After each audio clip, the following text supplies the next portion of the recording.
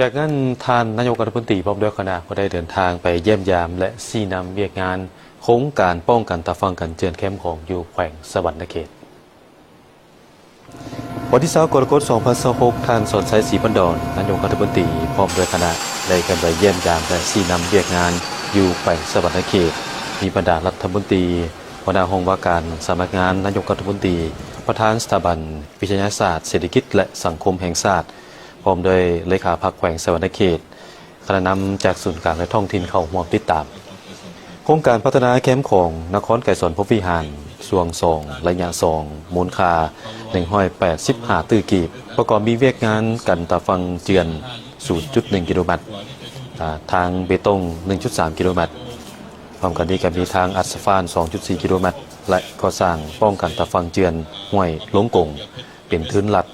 และคาดว่าจะสำเร็จในเดือนตุลาปี 2026 โครงการเสนอเข้าแผนในปี 2026-2030 เสนองบประมาณทุนของรัฐมี9โครงการรวมยาว 12.6 กิโลเมตรก็มีโครงการก่อสร้างป้องกันตาฟังเจือนบ้านปากบอนครไก่สนพบวิหารแขวงสวรรณเขตรวมยาว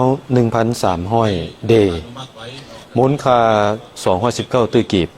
แผนก่อสร้าง 2027และก็มีโครงการก่อสร้างป้องกันตาฟังเจือนบ้านปากปอ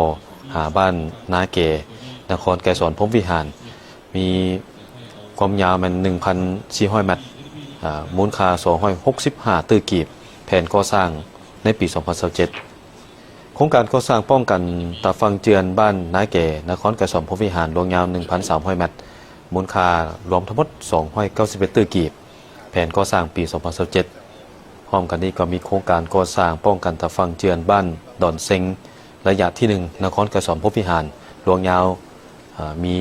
1,500 เมตรมูลค่า272ตื้อกีบแผนก่อสร้างในปี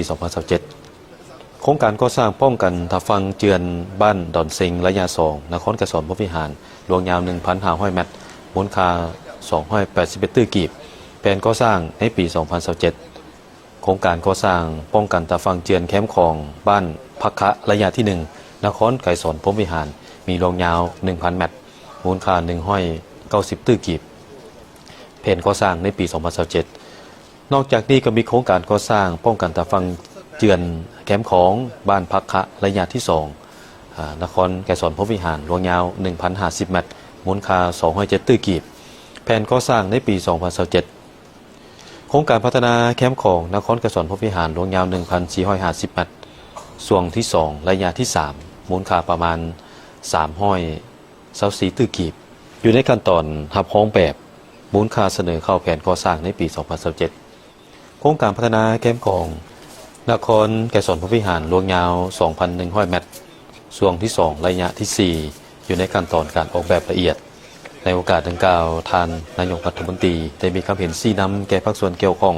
ต้องได้ศึกษาสำรวจอย่างถี่ถ้วนต่อกับผลได้ผลเสียต่อบรรดากิจกรรมต่างๆที่จะสร้างให้ต้องให้แทบเหมาะและติดพันกับวิถีชีวิตของประชาชนที่อาศัยอยู่ในเขตของโครงการเฮ็ดให้ประชาชนก็คือชาวแขวงได้มีส่วนร่วมกับผลประโยชน์ที่ได้รับเฮ็ดให้มีผลกระทบน้อยที่สุดกับโครงการที่จะสร้างขึ้น